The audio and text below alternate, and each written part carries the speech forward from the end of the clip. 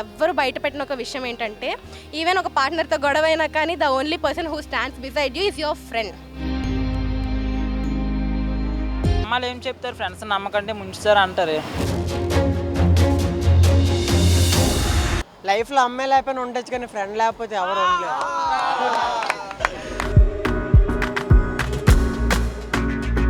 చూసి చూడలేనట్టు వెళ్ళిపోతాడు, మనమే గుర్తుపట్టాలి. స్నేహితులతో మనసు మాట్లాడతాం, ఇంట్లో వాళ్ళతో ఎక్కువగా మనసు వైపు మాట్లాడడం, కొన్ని దాస్తాం. స్నేహితుల దగ్గర ఏది దాయం.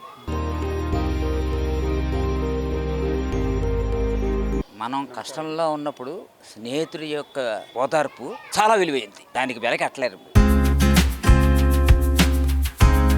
మీ ఇద్దరం కలిసి చదువుకునే from first form to SSLC దాకా ఇలాగ ఎందుకు జరిగింది అని చాలా బాధపడ్డాను. అప్పుడు అనిపించే స్నేహం అంటే ఎంత గొప్పతనం ఇది.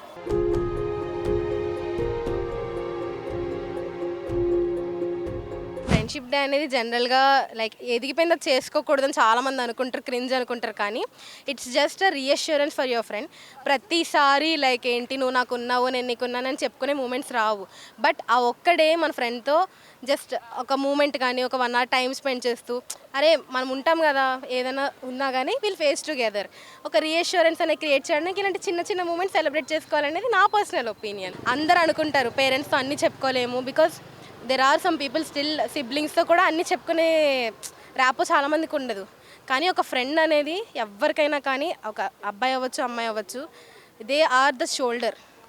చాలామంది పార్ట్నర్స్ని మెచ్చుకుంటారు కానీ ఎవ్వరు బయట పెట్టిన ఒక విషయం ఏంటంటే ఈవెన్ ఒక పార్ట్నర్తో గొడవ అయినా కానీ the only person who stands beside you is your friend. So first thing, whenever you having a friend, value them when they are with you. You just don't need to give them expensive gifts. మీరేమి పెద్ద పెద్ద గిఫ్ట్లు ఇచ్చి అరే మామ నువ్వు వింటాను నాకంతా చెప్పక్కర్లేదు. Just stand beside them when they need you. చాలా మూమెంట్స్లో చాలా డల్గా ఫీల్ అవుతారు, లేదా నాకు ఎవరు లేరని లేకపోతే లోన్లీగా అనిపిస్తుంది. Whenever you see them dull, నేనున్నా, just you don't want to speak anything. వెళ్ళి నువ్వు ఇలా చేయి ఇది చేయని ఇలా జడ్జ్ చేస్తూ అలా మాట్లాడకూడదు. జస్ట్ సైలెంట్గా వాళ్ళ పక్కన ఉన్నా దట్ ఈస్ ఎనఫ్. ప్రెజెన్స్ చాలు. సో అలా ఒక మంచి ఫ్రెండ్ని గెయిన్ చేసుకోవడం అనేది ఈ జనరేషన్లో జరగదు. But if you find some one, just keep them for your whole life. ఇంట్లో పేరెంట్స్ దగ్గర మనం నవ్వుతూనే తిరుగుతాం, ఎందుకంటే చాలామంది ఏంటి ఇప్పుడు డల్గా ఉంటే ఎందుకు ఇలా ఉన్నా ఏంటి అని అడిగినా కానీ ప్రతిదీ చెప్పుకోలేము. బట్ ఫ్రెండ్ అనేవాడితో ఏ ఎమోషన్ అయినా, ఇప్పుడు అమ్మ నాన్నలతో కానీ మనకు ఒక మాట పెరుగుతుంది. బికాస్ ఒక్కొక్కసారి ఏదైనా చిన్న క్లాష్ వచ్చినా కానివ్వండి అట్ లాస్ట్ ఒకటైపోతాం. కానీ ఆ మూమెంట్లో ఉన్న డల్నెస్ అనేది ఫ్రెండ్ ఈజీగా గ్రాస్ప్ చేయగలడు. ఒక సిబ్లింగ్ కానీ వాళ్ళ దగ్గర మనం ఈజీగా యాక్ట్ చేసేస్తాం. But A friend knows how reality works. Obviously నీకు ఏడుపు వచ్చిందా వాళ్ళు గుర్తుపట్టేస్తారు, నీకు నవ్వు వచ్చిందా వాళ్ళు ఇంకా ఆపలేం. సో అట్లా ఒక ఎమోషన్ అనేది ఖచ్చితంగా బిల్డ్ అవుతుంది. ఫ్రెండ్ అవసరం అంటే కొంత మంచి ఉంది, కొంత చెడు ఉంది. అమ్మాయిలు ఏం చెప్తారు, ఫ్రెండ్స్ నమ్మకంటే ముంచుతారు అంటారు. అందరూ అలా ఉండరు కదా. ఒక సర్టన్ ఏజ్లో కొంతమంది మనకు అవసరం ఉంటుంది. అలా అవసరం ఉన్నా లేకపోయినా మనకు బాగాలేనప్పుడు కూడా మనకి వెనకాల ఉండి కొన్ని మంది ఫ్రెండ్స్ ఉంటారు. అలాంటి వాళ్ళని మనం మైండ్లో పెట్టుకొని బాగా చూసుకోవాలి. మిగతా వాళ్ళతో అంత ఉండకూడదు. అది నేను మంచి స్నేహితుని ఎంచుకోవడంలో ఎలాంటి అవసరం అంటే అవసరం కొద్దీ మనం చూడకూడదు ఫ్రెండ్ని. మనకి వాళ్ళే తెలుస్తారు.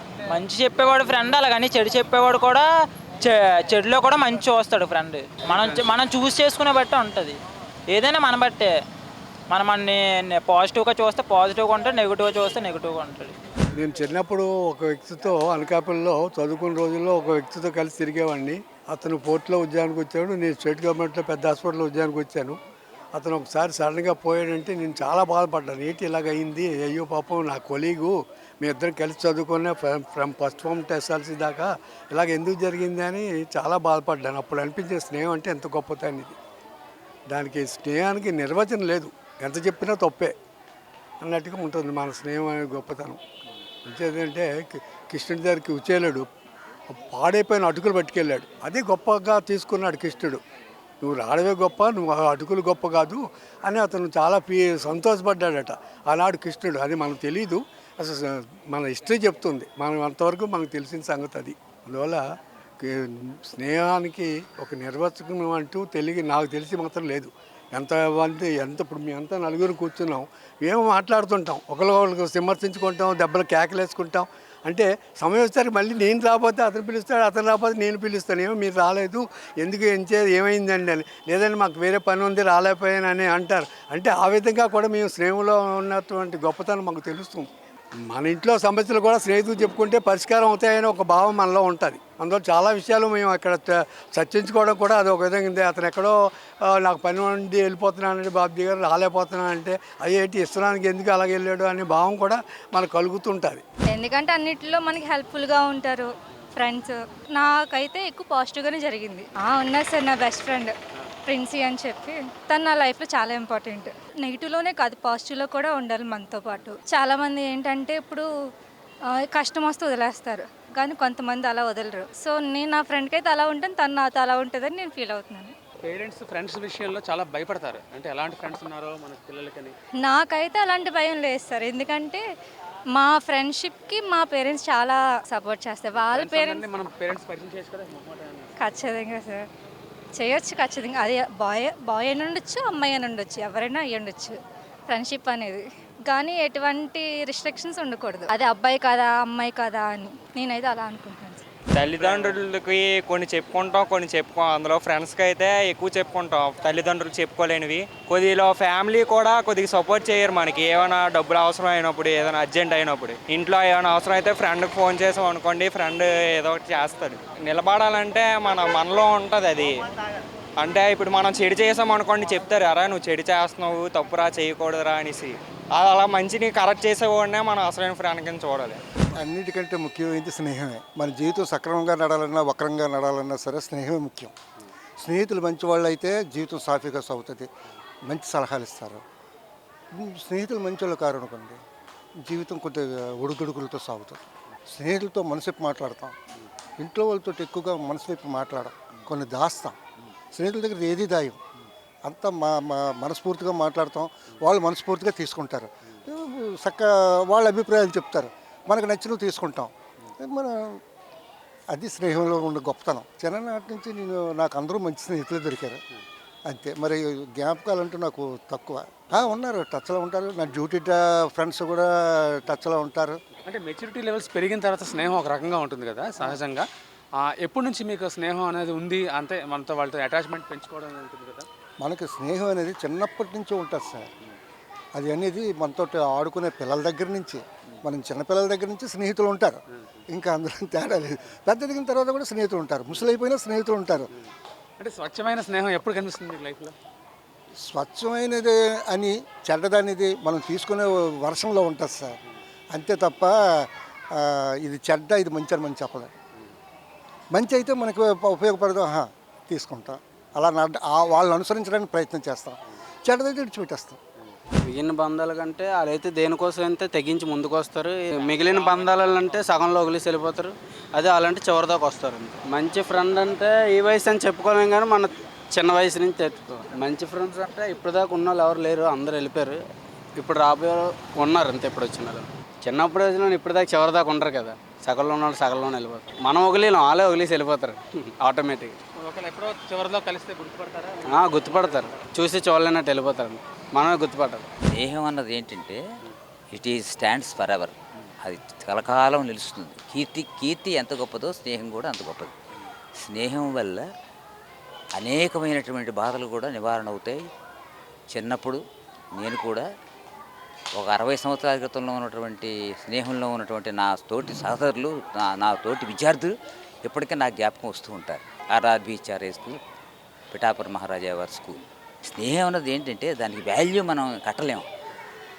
దానివల్ల చాలా ఎంతో ఉన్నతమైనటువంటి స్వభావాలు, మనస్పర్ధలు ఇవన్నీ పోతాయి స్నేహం వల్ల. దానికి విలువ కట్టలేము. దానికి యుగాలుగా కూడా భగవంతుల దగ్గర నుంచి కూడా మానవుల వరకు కూడా ఆ స్నేహం అనేటువంటిది కుచేలుడు, అటుకులు, కృష్ణుడితో ఉన్నటువంటి ఆ attachment it's very great. Attachment is very great. For that I'm also telling about the friendship. It's not a joke, it is very very valuable. అందుకని ఏంటంటే ఈ యొక్క స్నేహం అన్నది యుగాలుగా వస్తుంది. దాన్ని కాపాడుకోవడానికి మానవులు ప్రయత్నం చెయ్యాలి. మనస్పర్ధలు విడనాడాలి, కోపతాపాలు విడనాడాలి. విడనాడినప్పుడే మనిషి యొక్క ఆరోగ్యం ఎప్పుడు వస్తుంది? స్నేహంలో ఉన్నటువంటి ఆ యొక్క అటాచ్మెంట్ స్ట్రాంగ్గా ఉన్నప్పుడు వస్తుంది. ఆరోగ్యం వస్తుంది, ఎనర్జీ వస్తుంది. మనలో ఉన్నటువంటి అన్నీ కూడా దూరం అయిపోతాయి. ఒక బాధలు కానివ్వండి, ఒక జబ్బులు కానివ్వండి, ఏదైనా కానివ్వండి. మనం కష్టంలో ఉన్నప్పుడు స్నేహితుడి యొక్క ఓదార్పు చాలా విలువైంది. దానికి వెల కట్టలేము మనం. ఆ యొక్క బాధని నివృత్తి చేసుకోవాలి అంటే ఆ స్నేహితుడు మనకు మంచి స్నేహితుడు, చక్కటి స్నేహితుడు, ప్రాణం ఇచ్చే స్నేహితుడు, ఆప్యాయత ఇచ్చే స్నేహితుడు, అటువంటి స్నేహితుడికి ఇది ఉన్నదనుకోండి, మనం అన్నీ మర్చిపోతాం, అన్ని బాధల్ని విడనాడుతాం. It's a god's gift of the friendship. ఈ స్టాండ్స్ ఫర్ ఎవర్, కలకాలము నిలుస్తుంది. లైఫ్లో అమ్మాయి లేకపోయినా ఉండొచ్చు కానీ ఫ్రెండ్ లేకపోతే ఎవరు ఉండలేరు. అంతే కదా, అమ్మాయి వదిలేస్తుంది, ఫ్రెండ్ అలా కాదు కదా. ఫ్రెండ్ ఇక్కడ ఉంటాడు, అమ్మాయి వేస్ట్. అమ్మాయిని నమ్మితే అంటే చివరి దాకా ఒకే ఫ్రెండ్తో ఉండగలవా? ఒకే ఫ్రెండ్కి ఎవరైనా అంటే సడన్ మధ్యలో వచ్చి చాలా క్లోజ్ అయిన వాళ్ళు ఉంటారు. చిన్నప్పటి నుంచి ఉన్న ఫ్రెండ్స్ ఉంటారు. చిన్నప్పటి నుంచి ఫ్రెండ్స్ ఎవరు ఉన్నారు ఇప్పుడు కంటిన్యూ? ఇప్పుడు ఎవరు లేరు నాకు. అంతే, అది అంటే ఒక్కొక్కరిది ఒక్కొక్క మైండ్ మెంటాలిటీ కదా, అందుకే వెళ్ళారు దూరంగా. ఎవరితో హ్యాపీగా ఉంటే చాలు, అమ్మాయి లేకపోయినా ఫ్రెండ్స్ ఉంటే చాలు. మంచి ఫ్రెండ్ అనేది ఫస్ట్ ఆఫ్ ఆల్ మన ప్రవర్తన, నెక్స్ట్ ఆడి ప్రవర్తన చూసుకోవాలి.